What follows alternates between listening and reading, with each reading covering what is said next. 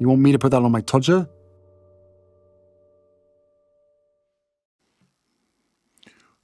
Coronation Race Bomb. Hello, I'm H.G. Tudor. I've explained to you that a narcissist, in order to ensure that all eyes are on the narcissist, thus gaining control and nullifying threats to control, will often drop the narc bomb. This is invariably done to prevent somebody going somewhere, spoiling their potential to go on a night out, for example, stopping the individual from leaving the house with a consequence of some emergency that has been drummed up by the narcissist. The narcissist creating a scene, creating some drama so that the victim feels compelled to remain where they are, cancelling arrangements, etc. All done to remove the threat to control that's posed by that victim going out and leaving the narcissist.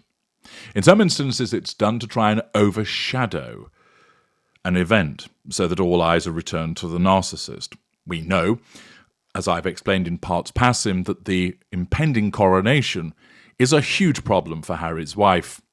Whilst her narcissism would love her to be there, it also recognises the risks posed by the threats to control from the British public, from the British media, and also the royal family. Hence, she's not attending. But rather than just watch quietly from afar, we all know that Harry's wife has to make it all about her. And so far, we've had her telling us that she's not attending, telling us that she's not attending because she wants to be there for Archie's birthday, telling us that she's not attending because she wants to make it all about Charles, telling us that she's not attending because of the failure to respond to her allegations of unconscious bias, that actually all of that was frankly ridiculous, telling us that she's now moved on and she doesn't want to participate in the circus of her own creation, although she doesn't recognise that it's of her own creation. Then speculation about who's going to attend Archie's birthday.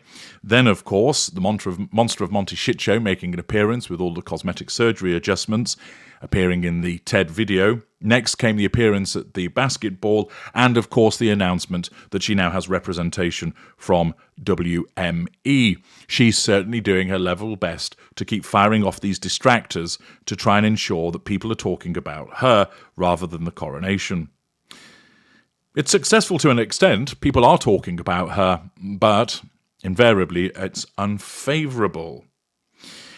Yet with the coronation on the horizon, there's still opportunity for her to cause further problems to try and make it all about her. And there is speculation that one of the things that she may well do is drop a coronation narc race bomb.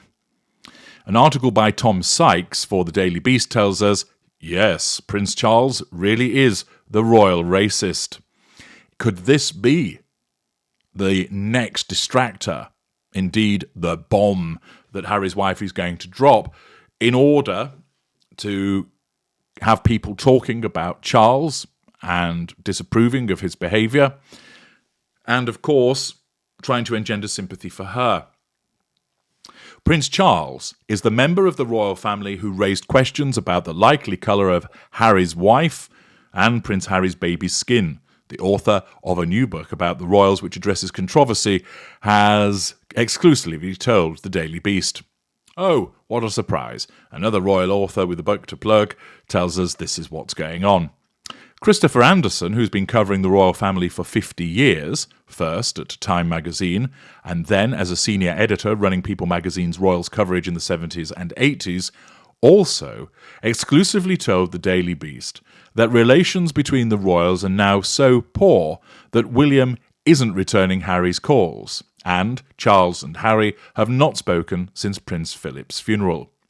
That, of course, is no surprise. That's the most appropriate action to take in no contacting Harry's wife. It also means that you have to cut off people around her, which includes her prime lieutenant, Harry.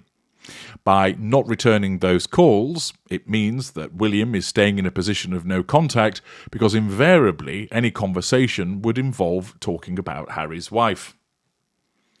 Anderson told the Daily Beast, "My sources are rock solid, and they helped me unravel the mystery of which royal Harry and Harry's wife were talking about when they said a member of the family had brought up the issue of how light or dark their children might turn out to be. and that there were concerns about what that would mean for the monarchy. I was able to trace the origins of the controversy back to Charles casually asking Camilla what she thought Harry and Harry's wife's children might look like: hair colour, eye colour, complexion. Keep in mind that at that time Charles was extremely fond of Harry's wife and had become friendly with Harry's wife's mother, Doria Ragland. Anderson says the remarks were the innocent musings of a grandfather. Pausing there. This is something that all of us that have got functioning brain cells recognised, that it is quite simply the fact that everybody speculates about what a baby will look like. Will he have mum's nose? Will he have dad's curly hair? Will she have the same eye colour as her mother, etc.? There's always that level of speculation, and it's not racist. Of course, Harry's wife makes it racist in the Oprah bombshell interview for the purposes of smearing the royal family, indirectly asserting control over them and issuing a pity play to the audience generally. Anderson explains that the innocent musings were twisted over time into something far more racially charged and toxic, so by the time it reached Harry, he was shocked at what he was hearing. When Harry complained to his father, threat to control, Charles suggested that he was being oversensitive. As the Daily Beast reported, Anderson's new book, Brothers and Wives, Inside the Private Lives of William, Kate, Harry and Harry's Wife, out Tuesday, says that on the day Harry and Harry's wife publicly announced their engagement, Charles asked his wife, Camilla, "I wonder what the children will look like." A somewhat taken aback Camilla apparently replied, "Well, absolutely gorgeous, I'm certain." Charles allegedly lowered his voice and asked, "I mean, what do you think their children's complexion might be?"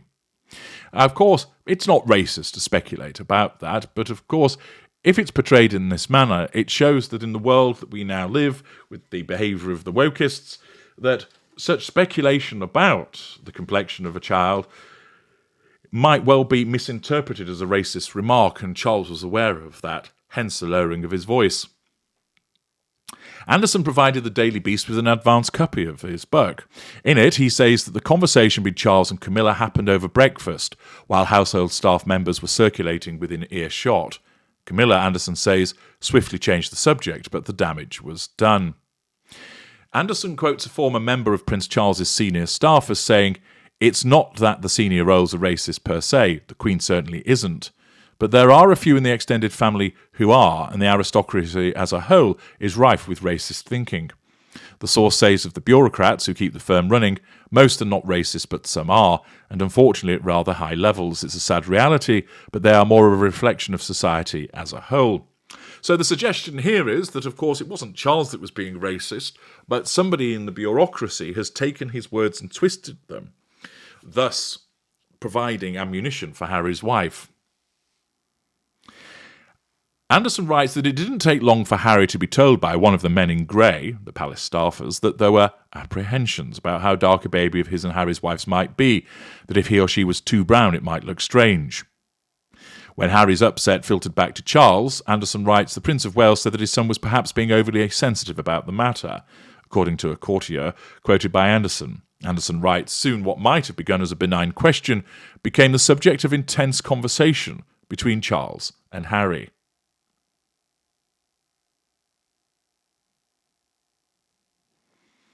The content of this conversation is not made clear, but Anderson writes, the conversations concerning how dark their offspring might be continue to ripple through the royal household. The staffer added when Harry went to his brother for help, William stood up for their father. The whole thing just got out of hand.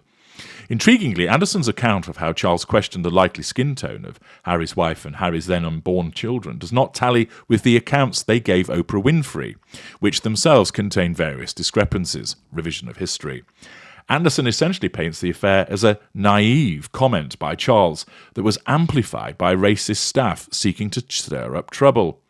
Harry's wife, in her interview with Oprah, gave a very different account, saying there was a direct conversation with Harry asking about colour, saying, in those months when I was pregnant, all around this same time, so we have in tandem the conversation of he won't be given security, he's not going to be given a title, and also concerns and conversations about how dark his skin might be when he's born.